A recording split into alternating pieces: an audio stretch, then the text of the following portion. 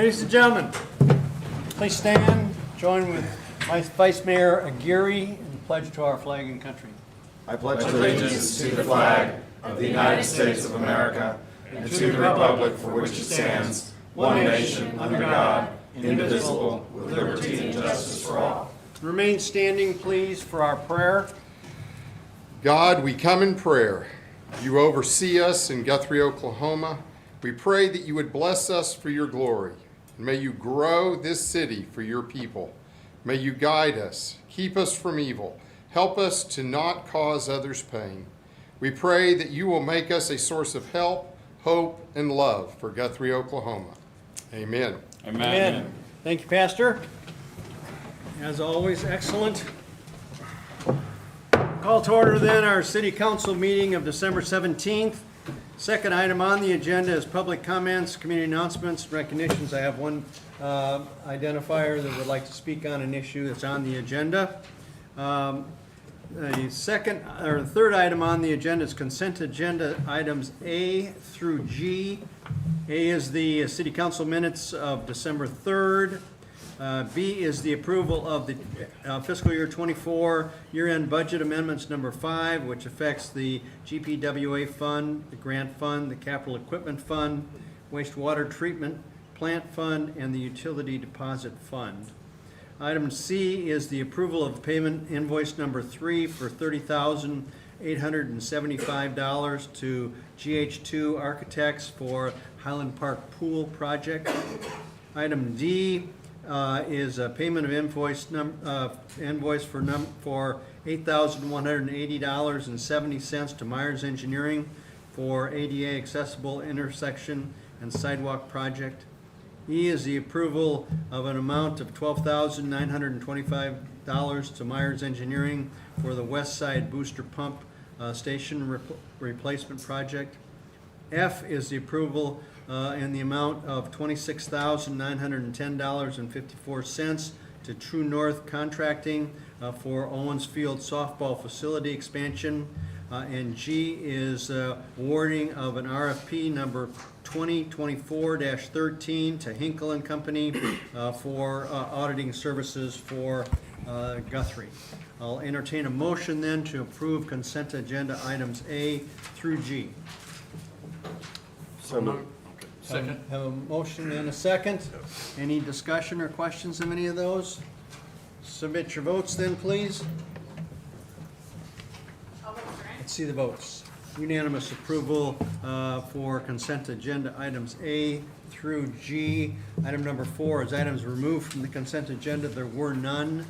Item number 5, presentation by the Association of Central Oklahoma Governments concerning the Regional Safety Action Plan. Dan? Thank you, Mr. Mayor. I'll be short. The what? Well, I said, would you introduce our guest? Oh, yes, thank you. Yes, we have John Sharp here, who is the ACOG Executive Director. They had a grant for a regional action plan or safety action plan, same grant type that we had for our comprehensive action plan. They were recently just got done with their plan, and I think it's been adopted. If not, he'll let you know. But he's going to go over what they had done for the region and some of the things that they found from a region perspective. So with that, John, thank you. Very good. Mr. Sharp, glad to have you here. Nice to be here. Thank you, Mr. Mayor. Thank you, Council and citizens of Guthrie. I think we have a PowerPoint. Yes, we do. That's even better. Awesome. That's a good start. I don't have to make it up.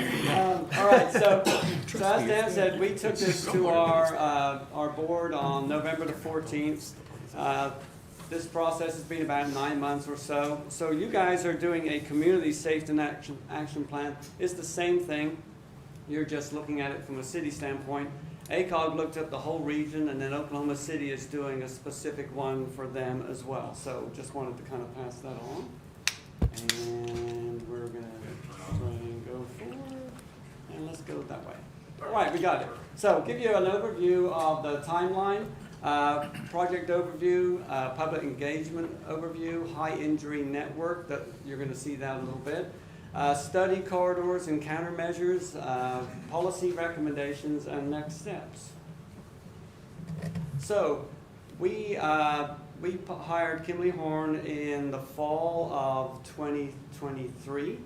They started work in January, and these are kind of the steps they went through. It's about 11-month process. We understand you've already started and you're looking at about an April-May timeframe to finish up and bring it to the council. We had a safety launch, which was like a group of folks in the region that were interested in this type of work. We got together and talked to them about it and asked them some questions at the time. We had a regional safety summit that followed that up. Then we had a number of different public outreach and workshops, and we'll kind of get into that a little bit later. And then we had a draft that we took to our committees and a final in November. So this is kind of a national push from the federal highway folks. It's a Vision Zero. It's a strategy to eliminate all traffic fatalities and severe injuries while increasing safe, healthy, equitable mobility for all. So this is something that's going on around the country. The feds provided 100% funding, which is very rare. Usually you have to do a local match. So we were lucky to get that. And so we've worked forward on this.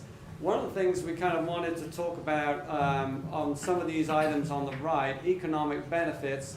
One of the things we have some issues with is car insurance. In case you didn't know, car insurance tends to go up. And if you have a lot of accidents or crashes, as they're really called, then obviously your insurance rates go up. So that's something that we obviously want to look at, and we want to make sure that that doesn't happen. So this was a team effort from a regional standpoint. We invited all the cities and local communities and public to come to these meetings. But it's really a commitment of folks in your community to get this done. They're set up a planning structure whereby there's a lot of discussion, safety analysis, engagement with people that are interested in this sort of things, like school districts with school folks moving around, your commercial districts where you have a lot of people walking across the street and so forth. Your town is one of the rare ones in Oklahoma in that you have a lot of pedestrian traffic back and forth the roads, so this is a big deal. Looking at all the folks that could be involved here, given the fact that you have folks that might be walking in your town that are kids, so hopefully their parents are holding their hand.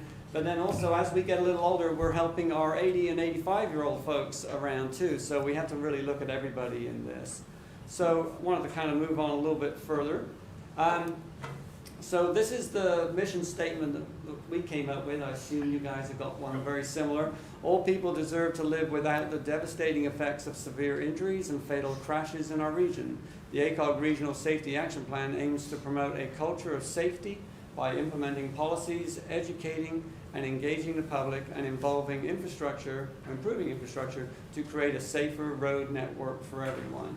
So that's not just the person walking down the street, it's not the person riding the bike, it's not the kid getting off the school bus, it's also the person driving around town and paying attention to everybody that could be moving here.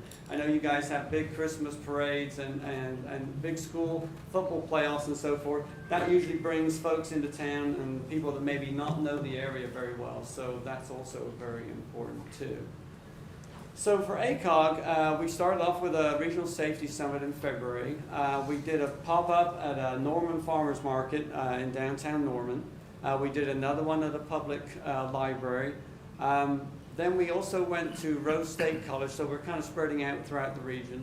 And then we also attended a pop-up at the Old Town Moor in October, just before Halloween. What we found out over time is it's hard to sometimes get folks to come to just your event. So we like to piggyback with other people's events and join in. It's a little easier, and there's usually more people showing up to those types of things. One of the things that the consultant did that we really like, and I hope you guys are doing this too, is they created basically a map of our region, so say a map of Guthrie, and you invite your citizens to go online and point out places where you've got some issues, or it's dangerous to cross that street there, or that traffic light's crazy, or we need some more sidewalk in this area. We had that. We had over 3,000 website views of that, so we were very happy about it. And then people can actually take a human or a car and put it in the spot on the map, and then make a comment that this is a problem because. So we had a lot of written survey contributions with that, and ended up with about 564 comments. That was obviously driven by a lot of social media and a lot of interactions and giving people that information to go to that particular site.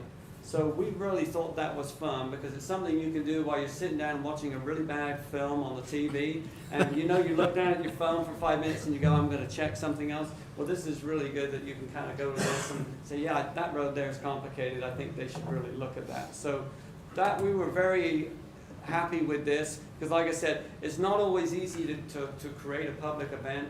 We did a planned event in Edmond one time. We had 10 people there with maps and all sorts of stuff, and the only thing that happened was a dog ran through the chamber, peed on the carpet, and then this lady chased the dog and chased it out of the, and that was our public event for the day, and it's like we just put a lot of time and energy into it. So it is good to do some online stuff, and it's good to do face-to-face stuff as well. Everybody up looking. So this is great. There's a lot of interaction, a lot of feedback, but the next part is to put this into a report and actually report on what everybody said and what everybody wants to do. So a case study, safety efforts to date, what's been going. So your community is probably already doing some things, so that's very, very important. Engagement with the community, the safety needs of Central Oklahoma, so looking at what we like, because we're different to maybe North Texas or to Kansas or somewhere else, so we've got to kind of feel and listen to the people that we're around. Creating a safer system to move around, and then promoting a culture of safety, which is hard to do at times.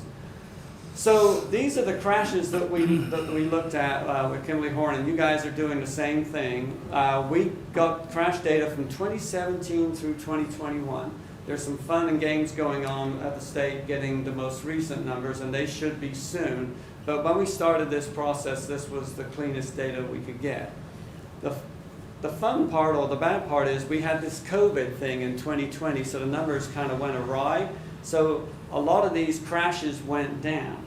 But the fatality rate actually in 2020 wasn't very good.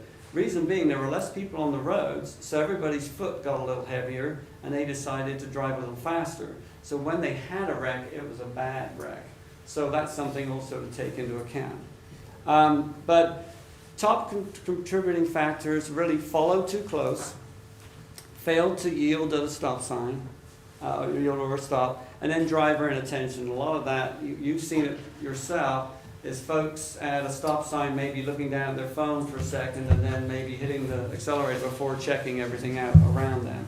So rear end crashes, angle turning, and then side swipes, that sort of thing, where people are just not quite paying attention. Now, given in some newer cars, we have all sorts of positive things to help us nudge us and say, you can't turn left right now, there's a person right there, or you're getting too close to someone, slow down.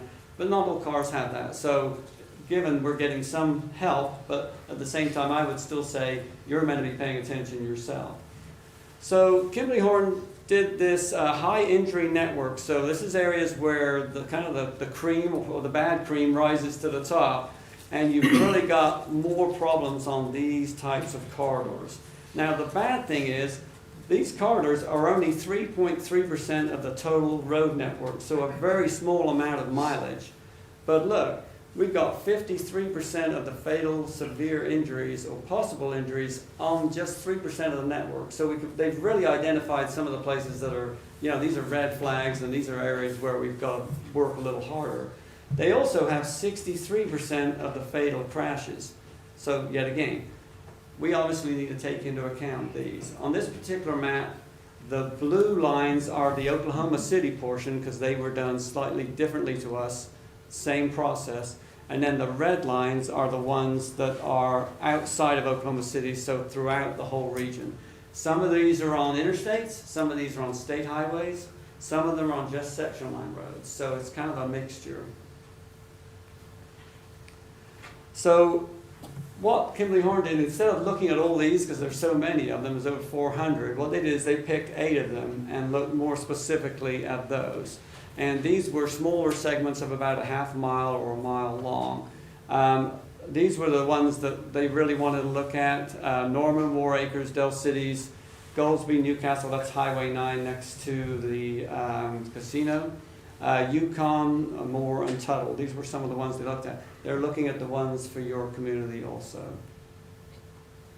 So specifically, what they would do is they would drill down for the corridor that they're looking at. So this is MacArthur, so it's in War Acres, and the road's at the bottom, so we've reoriented the road, so really if north is on the left and south is on the right. So the red dots are the actual fatal crashes.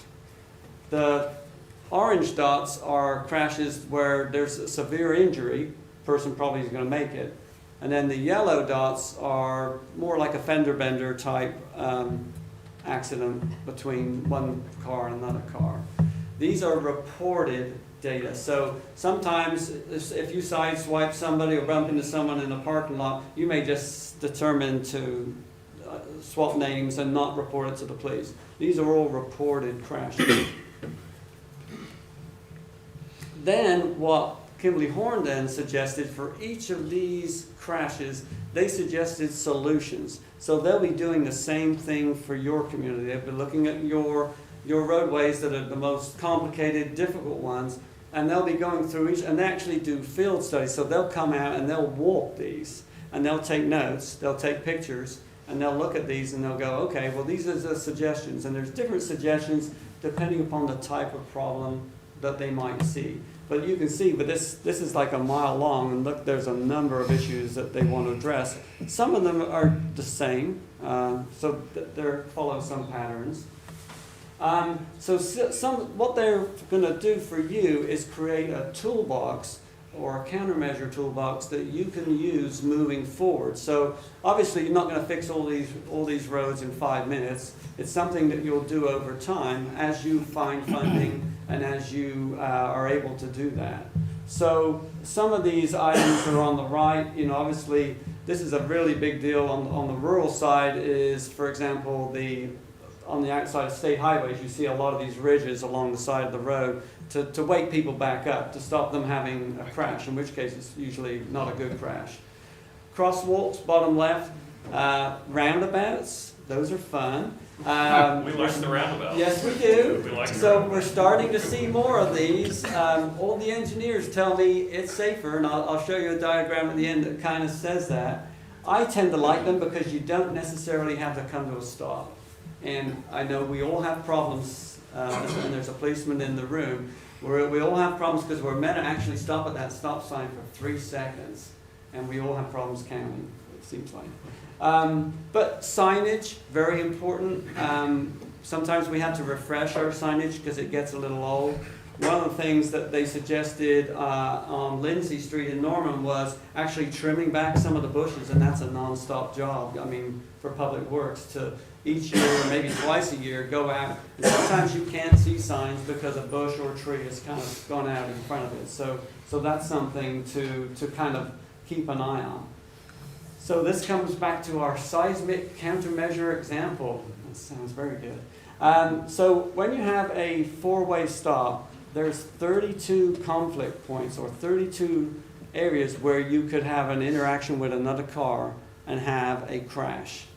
So that's what they say when this is a four-way stop.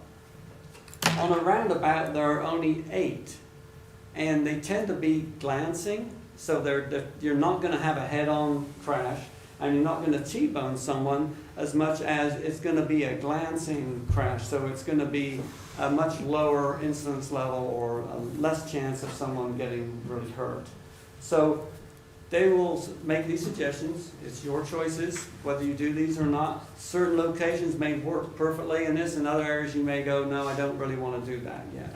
What some cities are doing, and some state highways we have in our region, is they're putting kind of an iconic centerpiece when they do a roundabout. So it could be your Guthrie signage, it could be some lights at Christmas, it could be a number of different things, but it's kind of like an iconic place where people go to the roundabout, and then it's 2 blocks after that. It's easier to maybe, John, yes, sir. when you presented this at the ACOG meeting, that was an aha moment for me, because I know that the roundabouts are a relatively new thing for us here in the Right. center part of the country. East Coast, I think, has had more. Europe obviously has had more. But the fact that you have 8 versus 32 Yeah. potential opportunities to get up close and personal to another car was really a good wake-up call. Plus the fact, as you identified, that if you do have a conflict with another vehicle, it's a side swipe. It's a glancing blow, if you will, Right. as opposed to a head-on or T-bone. Right. And I think that's significant. As much as we resist change sometimes, this really is an eye-opener. It is. So, I mean, Oklahoma County did one out in the middle of nowhere next to Deer Creek Schools, and it was actually a 2-way stop. And so the folks going north-south had to stop, but the east-west weren't, and they were going 50 to 60 miles an hour. And if you weren't really concentrating, generally speaking, you want to look at a car coming at you probably twice, maybe 3 times, and some folks weren't. And some of the crashes on that road were very bad, so the county put in a roundabout, no crashes. Goldsby, a town of about 2,500, has now got 1 roundabout in, and they're about to put 2 more in. They're comfortable. It, like the mayor said, it's a little bit weird at first, because if you haven't been through one, you tentatively go through there a little slower, and as you kind of get more comfortable with it, and other folks get comfortable with it, it's not as bad as it at first seems. So that's helpful.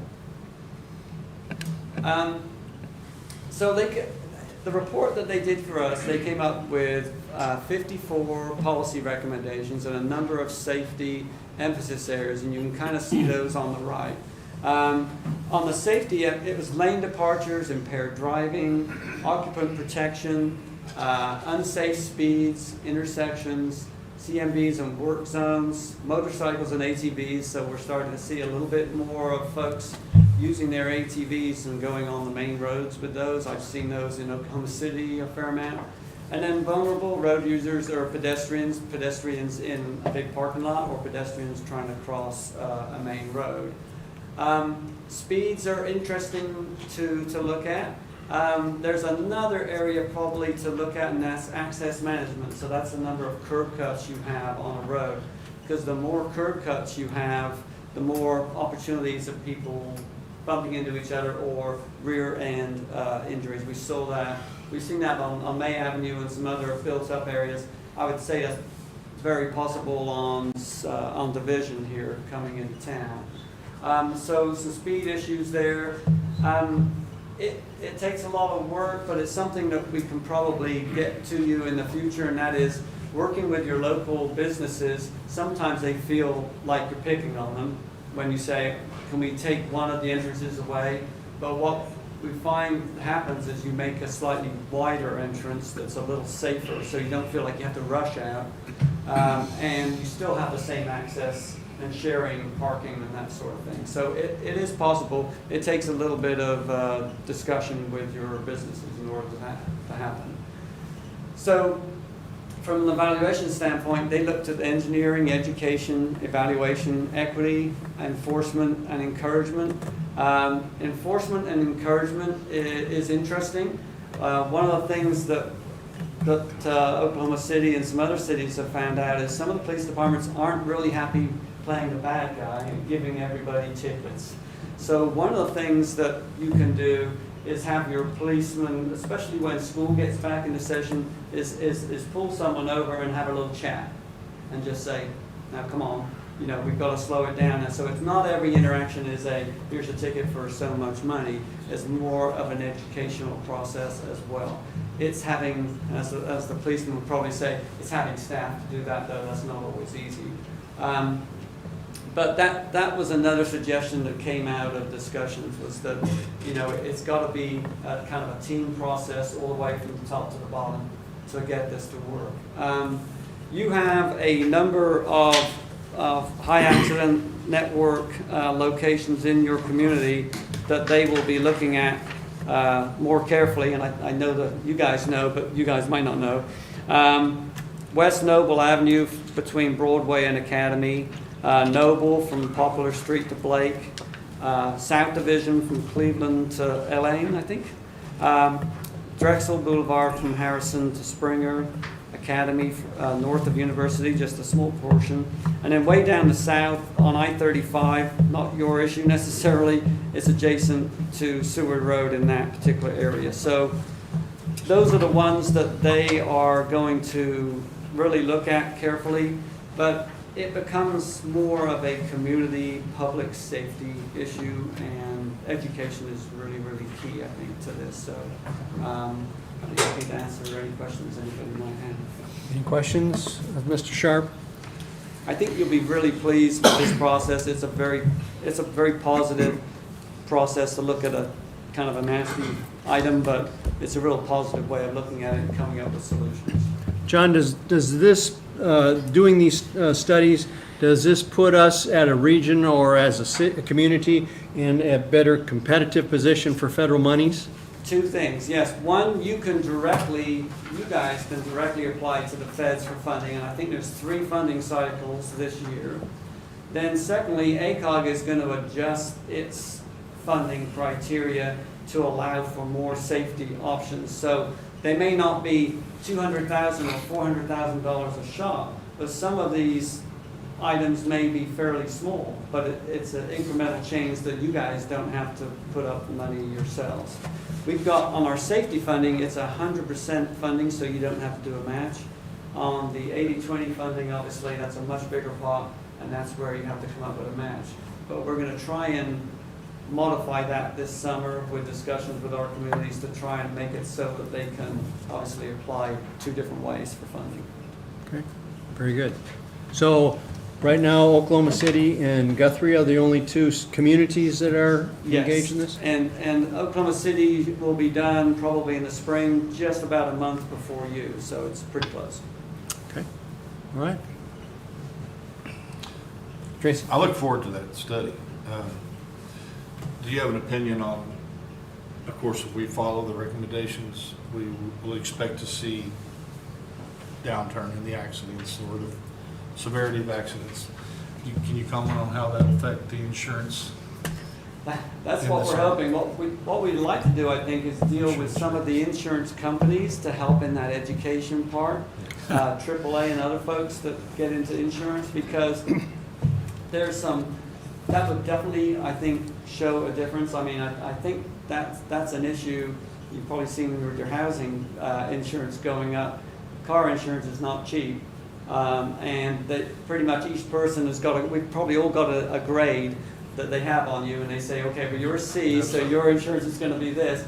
Well, you have another rank or 2 over a number of years, and you're going to go from a C down to a D or an E, and therefore your insurance rates are going to go up. So we hope to see this as a movement to lower the bills, or at least stop them from rising so high.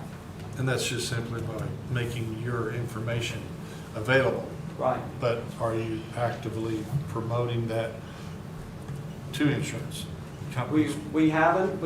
They have. One of them did come to some of our meetings, which was helpful. So they got to listen to everybody else and hear what was going on. We've got a campaign in the region called Watch for Me, which is kind of a bike pedestrian type thing, but it also includes cars. And there's a safety type issue there that we need to deal with.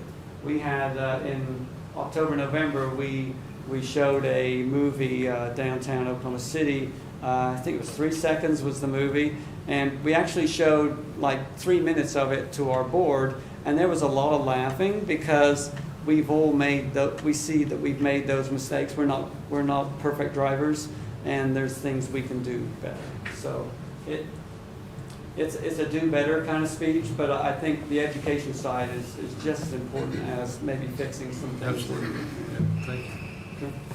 That's something I thought was really interesting when I was looking through some of the information that was in our packet, was that this particular study kind of has more the approach of like, we're human and we're going to make mistakes, so how do we minimize the impact of those versus other approaches that are like, hey, let's make it so we never make mistakes. Well, we know that's not going to happen. Right. So I thought that was an interesting approach that this particular study took. Humans make human mistakes. We're good at it, and we repeat them sometimes too. So yeah, so that's really important. It's an effort, and it's a continuous effort. We have to find ways in which we can keep coaching people up and doing a better job. I mean, I don't know how many times the discussion of the cell phone came up, but also, you know, you change the radio station or you talk to someone in the back, and those are all issues that we deal with. It's complicated. Any other questions? Well, thank you very much for sharing that information with us, and we look forward to our individual community study here. I believe that there's a survey that's available as we speak right now. And I know I actually filled it out this morning, this afternoon, and it doesn't take very much time. No. So, and we, of course, obviously look forward to reduction in accidents and tragedies. Yes. So, as Tracy was saying, that's the bottom line that we're all about. So, again, thank you very much. Thank you for inviting me. Item number 5, Dan? This is for an appointment to HPC. We currently have the one opening, which is a representative of the Planning Commission. That opened up with a recent resignation of Aaron Rooney, who was the representative from the PC, and the recommendation would be to appoint Phil Nichols.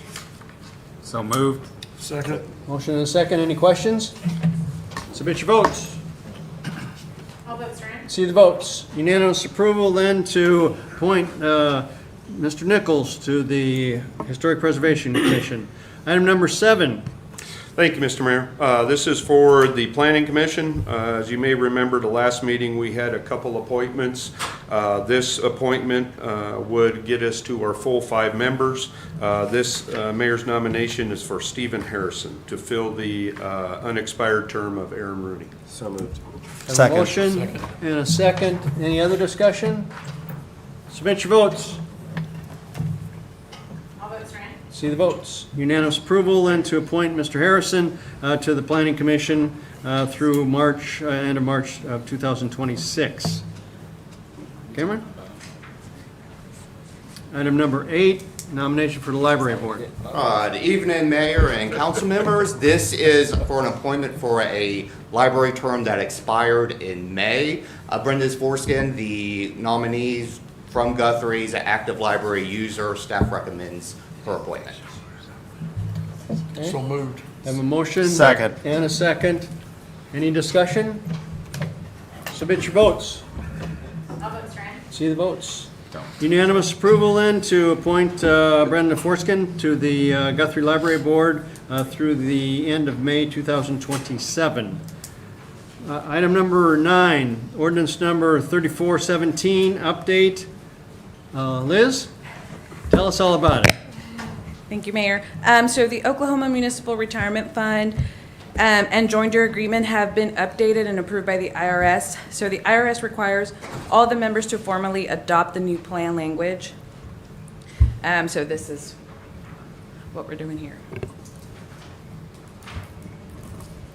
Any significant changes? I didn't see anything that was No, listed. some of the changes just provide clarification. That's all that is. Okay.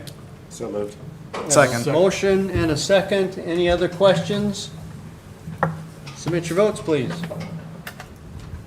All votes are in. See the votes. Unanimous approval to approve the ordinance number 3427, the update for the retirement master plan. Item number 10, declare an emergency for that ordinance. You want to expand why we need to have it as an emergency? So the changes will go into effect on January the 1st, which is why they declare it as an emergency. So moved. Second. Have a motion and a second. Any other discussion? Submit your votes. All votes are in. See the votes. Unanimous approval then to declare emergency for that ordinance number 3417 for immediate implementation. Thank you, Liz. Thank Item number 11, Resolution number 2024, supplement to the City Code of Ordinance. Kim, you're taking this? Yep. So the resolution acknowledges and will be used to notify the public of the most recent update to the code of ordinances. The last code update was in 2017, and so this brings us up to date through 2024, May of 2024. Okay. All right, I'll entertain a motion. Your Honor, I move approval of Resolution 2024-26, Second. S7 and S8, supplement to the Guthrie City Code of Ordinances. We have a motion Second. and a second. Any other discussion?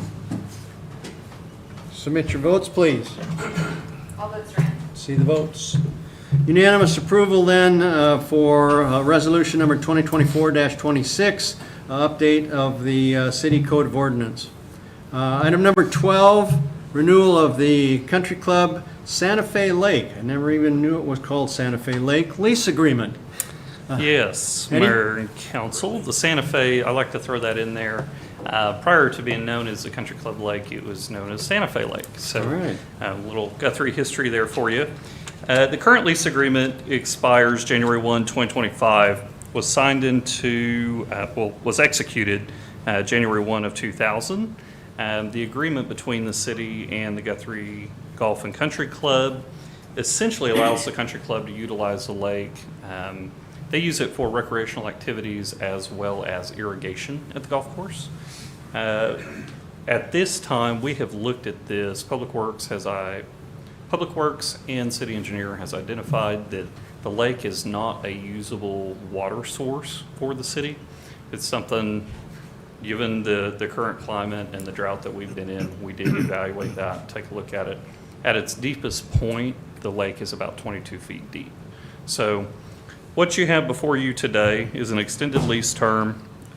Few things that we've modified here. Excuse me. In lieu of an annual rent amount, Guthrie Golf and Country Club has agreed to cover the annual cost of the dam inspections. So previous lease agreement had a 5-year slider, and it increased each year starting at $500 and was just up to $2,500 per year in the final year of this agreement. The cost of the dam inspection this year was $2,750.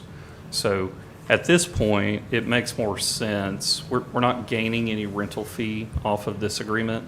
It makes the most sense if they'll cover the cost of the inspection and the maintenance of the dam, which is required by the Oklahoma Water Resource Board. That's sufficient for what this agreement covers. A couple of other things we're working on. As you were aware, the Highway 105 expansion project, widening project, has been on the books for the last few years. We have relocated our utility, our water utility on the north side of Highway 105. Now we've got a water line on the south side of Highway 105. And we have negotiated with the country club for any necessary right-of-way that we may need on their property to come to the city at no charge as a result of this extended lease term.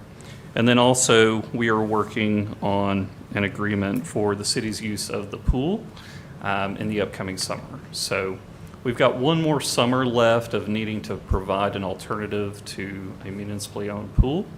As a reminder, the Highland Park pool is scheduled to reopen summer of 2026. So we are working on an agreement. I think we're fairly close. I feel good about having the opportunity for our residents to utilize the pool at the country club this upcoming summer. Probably will look like a joint agreement where residents are able to utilize the country club certain days and then maybe Pelican Bay on weekends or vice versa. So one thing to keep in mind with that piece of the agreement is that the country club does have to serve its members. And so this agreement intends for us to work hand in hand. We haven't finalized that yet. We do have the terms pretty well lined out, but that will be separate, as will the right-of-way conversation. Everybody will have those terms. We'll agree to those internally. There's no financial commitment outside of the city manager's authorized spending limit, so it wouldn't be something that we wouldn't be able to negotiate, just as we have in the past with Pelican Bay. So all of that, I'd be happy to answer any questions. Staff does recommend approval of this lease agreement. This will be 25 years again, This will be a 40-year lease term. 40 years, So- okay. So, with regard to the water in the lake being used to irrigate, are we gonna put a meter on that to determine how much water Yes. usage? Great question. Thank you. Sorry, did not mention that. That is something that staff brought up at the negotiation table. Yes, we're all playing this together today. What happens in 5 years when there's a completely different crew at the table? So the club has agreed that we will meter the water. We won't charge them for the water, but we will meter it, and we will have the ability, and that language is in the lease agreement, that at any point in time, if we come in and say, the lake is too low, you're to cease using this, they have to do that. And they've agreed to it, so, Okay. Cease using what? the lake. As a water source for. Okay, for irrigation. For irrigation, even recreational activities. Keep in mind, Guthrie Lake, the entire time I've been here, has been open for about 2 weeks Right. for recreational activities. So while it may not appear that recreational activity does, boats, jet skis, in and out, canoes, et cetera, that does put a strain on the lake, so. And, go sorry. ahead. Go ahead. You had mentioned the annual dam inspection fees. How often is maintenance done on the dam? Do we know when the last time that was done? What does that cost? Do we have those numbers? I'm sorry. No, those are great questions. So prior to the inspection each year, there is maintenance done on the dam. We do the same thing for Guthrie and Liberty Lake. You can see it better on Guthrie Lake because you can drive by it. Liberty Lake, it's not as visible. But each year, there's an annual schedule where the dam has to be cleared of any brush, overgrowth. The country club has just finished up getting all of their maintenance done. And so the dam inspections, I believe, are supposed to start tomorrow. And that will include Guthrie and Liberty as well. But that maintenance will still be the responsibility of the country club. Absolutely. Yes. Yep. And we have not finalized the agreement to use their pool. We have not. We have the terms and conditions in place. A few things I want to correct before we execute, but we're close. Any other questions? So if we approve this tonight, what does that do to that portion of the agreement? It's contingent. Yep. So if we don't get the right-of-way that we need or come to an agreement on the pool, I would come back to you and say that this lease has not been approved. Okay. So with your motion tonight, I would ask that it be contingent upon the terms being satisfactory of the aforementioned items. I'll make a motion to approve. Second. A motion and a second. Any other questions? Submit your vote, please. Seeing the votes, unanimous approval then to approve the lease agreement with the country club for the Santa Fe Lake lease, contingent upon the two items that city manager has identified. Item number 13, city manager report. Yes, Mayor and Council, I do not have a report tonight. Intend to get you a list of things going on by the end of the week via email. Okay.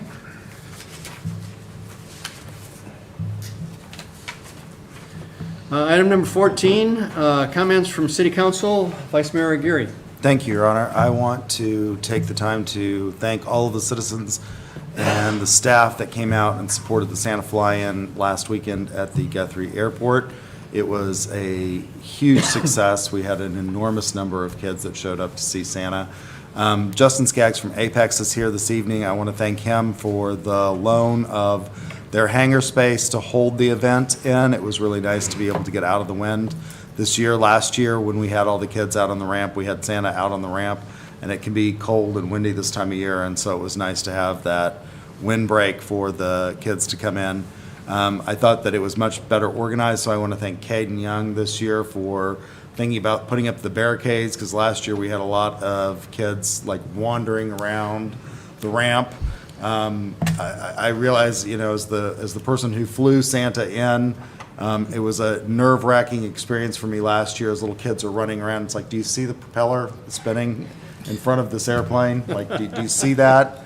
And, you know, impulse control being what it is, I thought it was great that Caden took the initiative to put up the barricades and kind of make sure that people weren't just wandering around the ramp this year, which was a little different than last year, but I think it was a great success, and I want to thank you for that. It was fantastic, and I want to thank all of the citizens who came out to the airport and support that event, because it's an important part of our community. So, also, since this is the last council meeting before Christmas, I want to wish everybody a Merry Christmas and a Happy New Year. So, thank you, and that's all I have. Councilman Williams? Well, I concur with that. Happy New Year, Merry Christmas. A lot of events happening recently in the city, and hearing very good reports from citizens of how things have gone. And to all the staff, and to taking your line, to all the staff, thank you, and to law enforcement, and keeping our city safe, and making the citizens feel that. So that's been very apparent, so thank you for that. Councilwoman Mills? Yeah, I just want to thank everyone who worked on the Victorian walks and make those possible. I know that takes a lot of work from staff and the citizens, and it's a joint effort. But I thought they were great this year, as always, and it's always fun to invite people from outside of our community to come and experience Guthrie and Christmas and our beautiful lit downtown and all those things. So, also, we still have the lights in the flats, so everyone be sure to go check those out. And just, again, Merry Christmas, Happy New Year. Councilman Guthrie? Same, Merry Christmas and Happy New Year. Councilman Taylor? If you didn't get a chance to go, the Wreaths Across America was great. Sorry I did not get out to the fly-in at the airport. That would have been fantastic, but it lasted about an hour, hour and a half, and it was outstanding. So, and I found out some things that I did not know, so it was great to see that. And thank you, staff, I know. But I appreciate everybody, what you guys do, all of you. That's it, man. Councilman Rock? Yeah, I just want to say the Victorian walks the last 2 weekends were the best I've seen in years, probably ever in my time of being here in the city, and I truly mean that. So thank you to the committee that puts that on. I mean, seriously, it was magical like it's supposed to be. To me, it was inspirational. It put a fire in me again that what Guthrie is capable of. So just want to wish everybody a Merry Christmas and a Happy New Year. Thank you. Kind of as an add-on, the Wreaths Across America, they laid approximately 1,600 wreaths representing 1,600 veterans that are buried at Summit View. And this is the first year that it's been done. I think it will continue. Certainly, congratulations to Guthrie ROTC, Junior ROTC, Lieutenant Colonel Breed, who headed it up. The Legion and the VFW were involved in volunteers. But a really neat honor to veterans that are buried out at Summerview. I didn't realize we had 1,600 veterans out there. I didn't either. That's pretty spectacular, going all the way back to the veteran who served in the Civil War. Lots. And as everybody else has said, we've had a busy week from Santa fly-ins to the Territorial Christmas Walk. Again, a huge reason to be proud of our community. Of what we do, what we come together to do, certainly lots of people from all over the state and beyond that came in and visited and are really impressed. So thanks to all of those individuals that made it happen, worked behind the scenes, and obviously city staff that are so crucial to make that happen. Okay. Item number 15, proposed executive session for purposes of discussing pending investigation claims against Spirit Wing. Your Honor, I move that we enter into an executive session pursuant to Title 25 Oklahoma Statute, Section 307, for the purpose of discussing confidential communication between the city, its attorney, concerning a pending investigation, claim, or action against Spirit Wing Aviation LTD for the breach of the hangar ground lease agreement dated October 20th, 1998. Second? We have a motion and a second. Any questions or discussion? Submit your votes. See the votes. Unanimous decision then to move into executive session. Ladies and gentlemen, we'll be gone for a little bit, but we will return.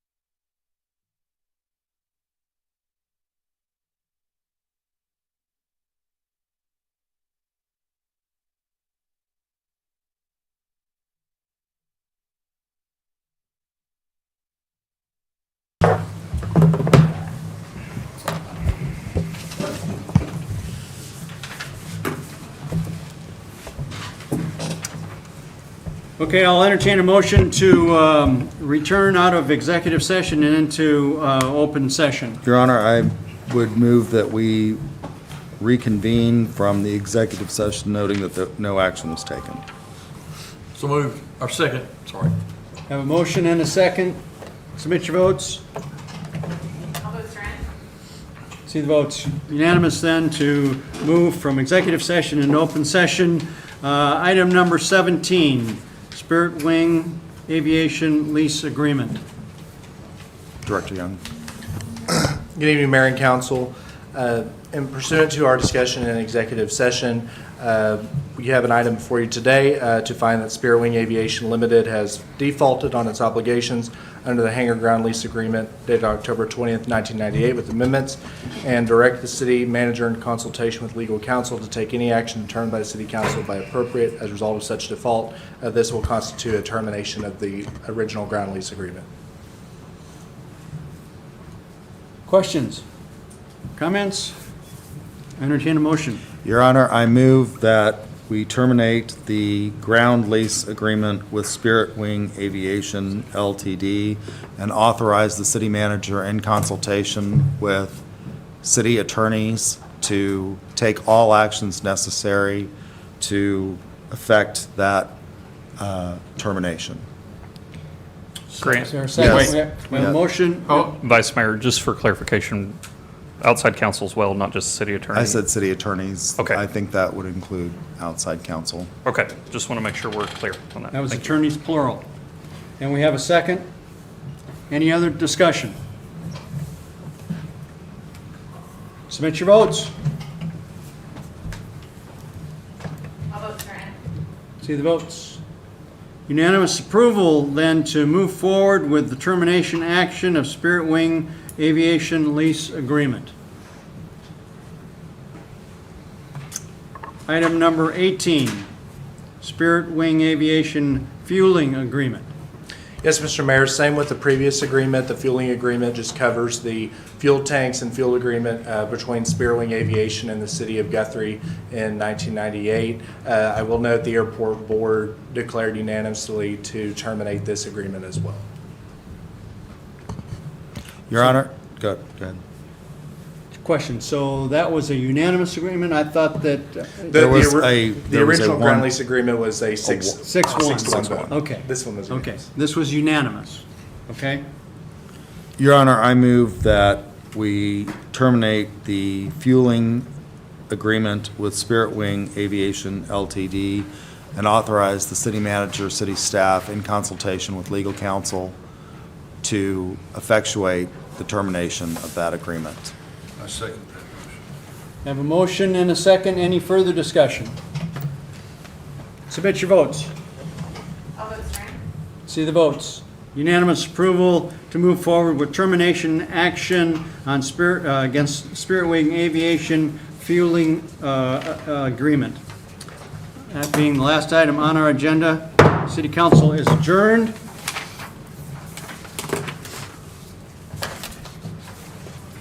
If I can get my other notes here.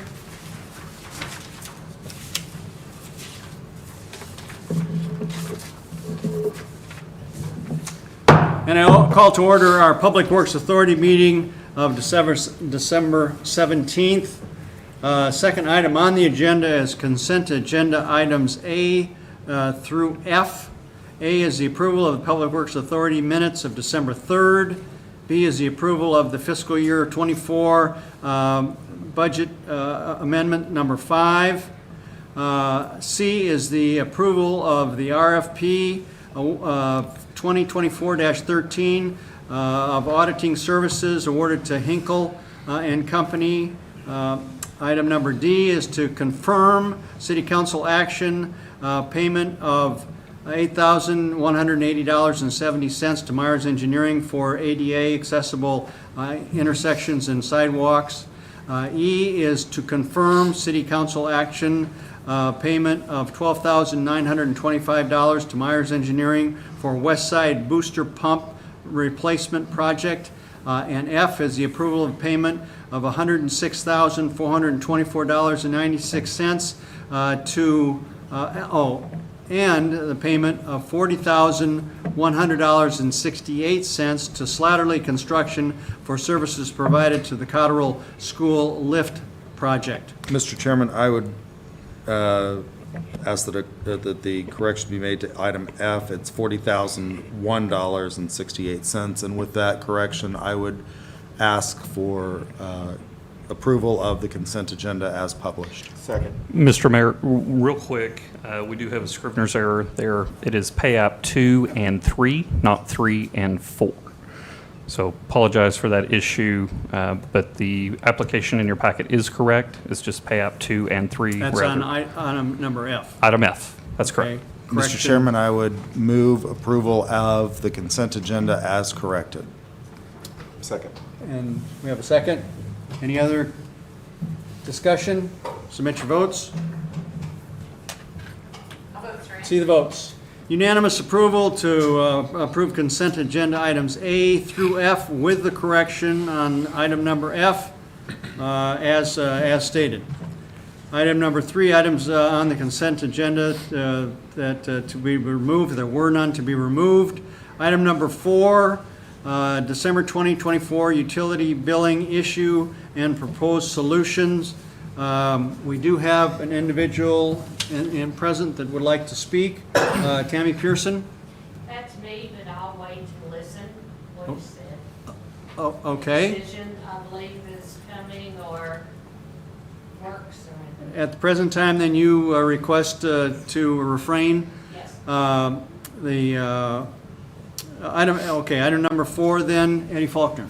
Yes, Mayor and Council, just a quick recap. The December 2024 utility bill issue arose due to the failure of the base station in June 24 and subsequent delays in its replacement. Despite that base station failure, the water meters continued to meter water consumption accurately. Approximately 150 water meters were manually read and verified. The correct meter reading was input into the utility billing system. So we did go out, when we left the last meeting, crews were going to go out and manually verify the readings, the MXU identification number, and the meter identification number. All of that has taken place, excuse me, minus a few what I'll call one-off instances. We feel firm that our equipment continued to operate correctly, minus the base station. So it is easy to not recognize an increase in water consumption when you're not seeing that utility bill with actual consumption, especially during the summer months. So that is something I want to emphasize that the staff, we've all identified the meters continue to read correctly, minus a few one-off cases that we're handling administratively. I would prefer not to discuss individual meters or water accounts during the council meeting. However, we'll let you know that staff is working on that independently. So existing policy for adjustments, as I said previously, if a water leak occurs on the customer's water service line, the only portion of the billing that will be adjusted is the sanitary sewer charge for that billing period. We've talked about that. There are several different options that you have before you tonight. Before I get too far into those, I do want to tell you proactive measures for the future. Moving forward, there will be no estimation of utility accounts. So if there's a meter that's not reading, whether it's a base station failure or a communication failure, crews will be manually filled verifying that reading. And of course, hindsight is always 20/20. Take full responsibility for this, but going forward, we'll make sure that we are manually verifying those readings. A couple of other things we've explored for proactive measures as well. We've requested a new map from our provider UTS showing us which base stations are covering which portions of the city. And then we've also requested a quote for a third base station that would provide maximum redundancy between the two base stations. And then we've also requested a quote from UTS for a handheld transponder or a drive-by system where we can actually drive down the road and collect that data without having to get out and manually read it in the event the base station has failed or if there's a communication issue that we haven't otherwise identified. So a few solutions that we've talked about. One of the things that is currently in our policy, aside from the sanitary sewer adjustment portion of the bill, is major water leak adjustments. So as the policy is today, determination of a minor or major leak is verified by the city's inspector. Evidence of a local plumber verifying that a tenant had a leak or resident had a leak, showing that to the city, and then a copy of a permit to fix that leak. We then have a policy in place that allows us to reduce the water consumption down to the lowest cost of the tier rate. So we have a tiered rating system. The lowest cost is $8.72 per 1,000 gallons, and of course it raises from there. The more water you use, the higher the cost is. So having that in mind, that's what we have today. Before you, a few solutions with that existing policy, our proactive measures, and the history of how we got here. We could offer a couple of different things. First, we could look at case-by-case adjustments. We could take each of these accounts to the Finance Committee and review them individually, if that is the wish of the council. For the public's information, the Finance Committee is made up of 3 council members. So 3 council members then make that determination that comes before they make a recommendation that then comes before the full city council. Next option you could take is to offer a payment plan, looking at 6 and 12-month options. My recommendation, if we were to do that, would be at least offering the amount of time that the base station was down, so at least 6 months. If we were to do that, the average increase in the water bill would be $49.73, and again, that's on top of their regular bill. So they would have their regular bill plus $49 per month on a 6-month payment plan. A 12-month payment plan, the average increase would be $24.87. So those 2 options are there. And then finally, the council could take action to waive any difference between the estimated consumption and the actual consumption. Start fresh with our accurate reads that we have today, and then go forward in the January billing cycle, restarting with actual reads for the customers who have been impacted. I'm happy to answer any questions. Question by council. So, Eddie, thank you for that report and explanation. So just to be clear, the citizens who were impacted by the base station that went down and we were unable to get readings for a few months, they are only being charged based on the actual water that they have used. Yes. Correct. So again, minus a few one-off cases, the meter readings that have been collected have been verified to be correct. So the only way that happens is the water goes through the meter. And again, I understand it's easy to not realize the amount of consumption that you're using, or if you have a leak. We have homes that have basements and leaky toilets, things of that nature. It's real easy to miss the fact that your toilet needs to have a ring replaced in the tank, and that can generate 10 gallons of usage per hour, and it's a constant run. You could have a leak in your basement. These are cases that we deal with on a daily basis. These are conversations we have on a daily basis. So when I share these examples with you, it's not just something I'm making up. These are real life examples that Kim can attest to, conversations that she and her staff have every day. But staff have verified that all of the readings are accurate to this point, and so people are being charged for what they've used. That's all been verified. So the minus a few one-off cases, what's been put into the system is actual consumption. Okay. That's correct. And you had mentioned getting a quote for a third base station, as well as getting a quote for a different option that would be Like the drive-by system. Yes. The Yes. handheld. So we're waiting on both those quotes, and then that will come before the council to decide if we want to go with one or both of those options. Yeah, my recommendation is going to be that we do both. Obviously, it'll be dependent upon whatever the cost is and the feasibility of that. So I believe the drive-by system, whether it's handheld or a transponder inside the vehicle, will be cost efficient. I'm not so sure about the third base station. So keep in mind, when we replaced that second base station, it was 65 grand.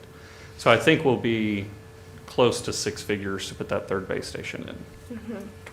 And just for clarification, talking about the drive-by system, so does our system does it send notification if it's unable to read certain meters? Like, how do we identify which meters are not being read? Yes, so we have what's called census analytics. That's the cloud portion of the database, and it lets us know when we have high consumption. It also lets us know when meters are not communicating.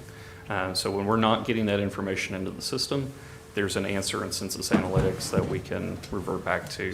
And it's not uncommon on any given month to have 150 or so meters that we've got to go out and verify.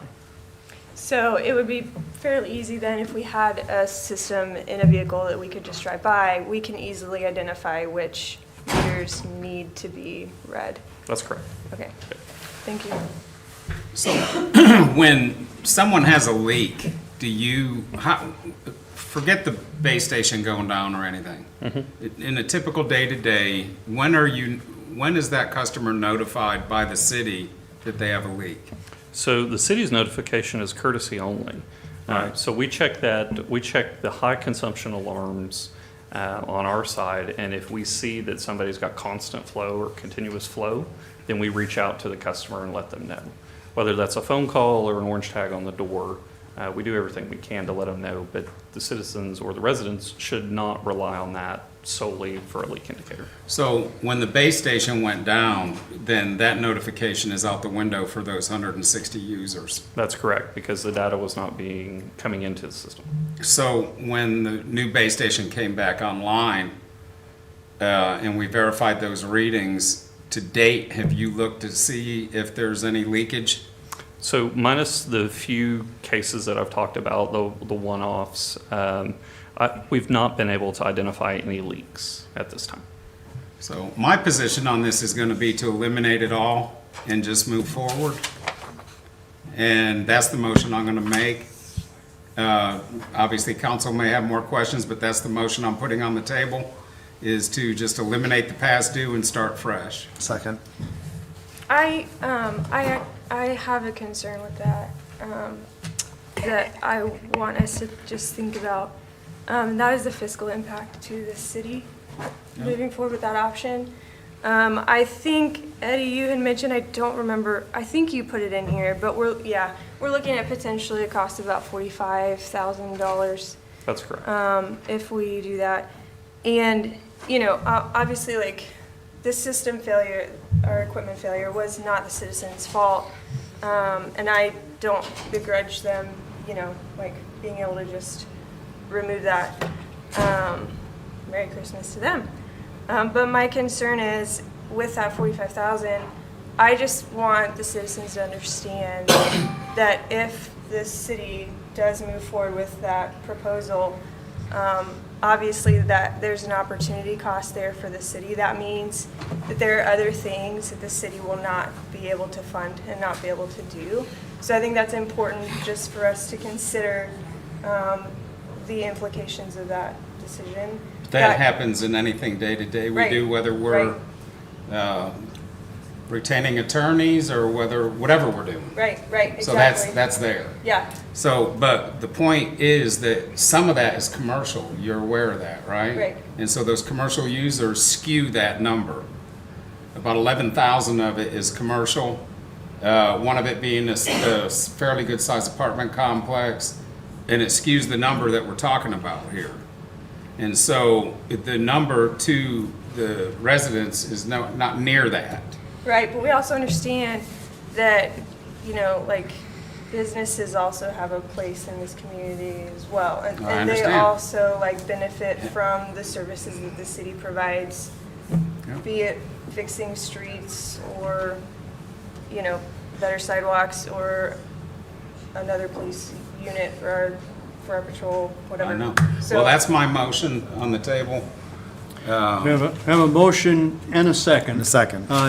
To basically go with option number 3, which was to waive the increase at a cost, as you have identified, Councilwoman, at a cost to the city of about $45,000. But, and again, But that's skewed with the high commercial. It's skewed with the high commercial, but it also, there is, and I've went back and forth on this, and I had a long conversation with Councilman Williams that helped me with my position drastically on this.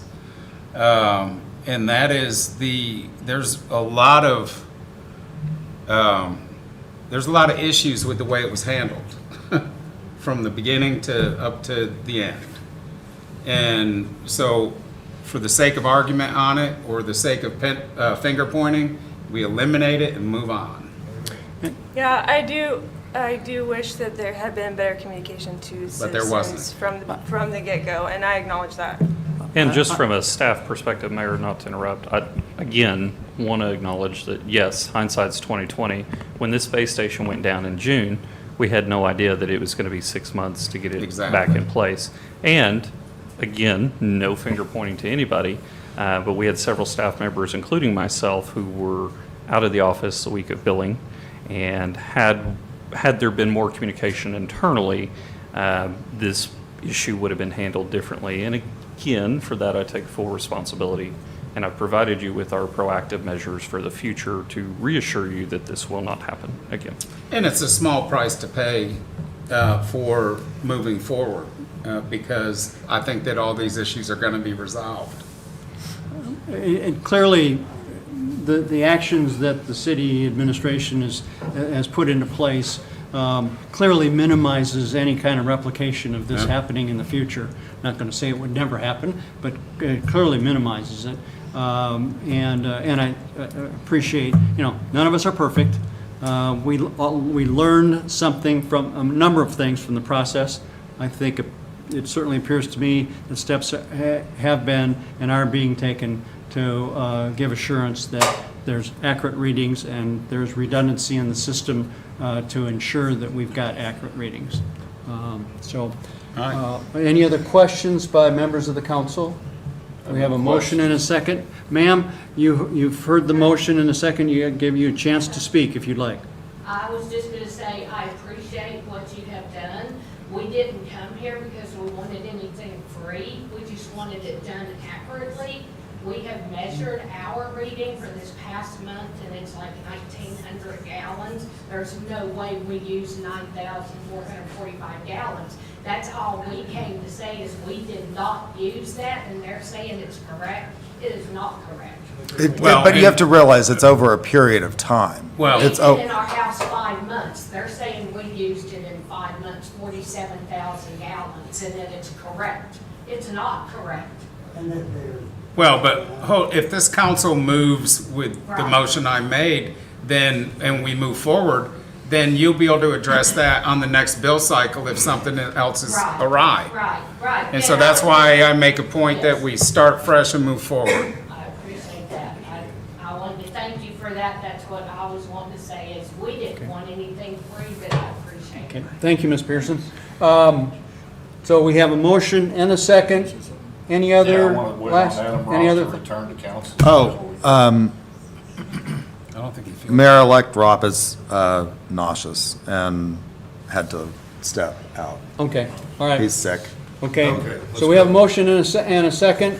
Last opportunity for input, questions. Submit your votes, please. All votes are in. See the votes. Unanimous for all those present and able to vote, then to adopt option number 3, which is basically to waive the billing differences, approximate cost to the city of $45,000. Start, as Councilman Bothroyd has said, start anew with this new billing session, and would ask if any of you have any concerns about your billing that you're seeing, please go to the administration and ask them to double check. This, quite honestly, went to more social media, and it didn't need to happen, ladies and gentlemen. We can solve problems here. That's why we have great administration that solves problems. And they'll work with the citizens here to make that happen. Please check your bills. I want to apologize, Joe. You- I want to know how I knew about. I didn't know. Understand, Tommy, administration is wide open to listen to concerns and help work with you to resolve issues. With that, ladies and gentlemen, we're adjourned. Thank you very much.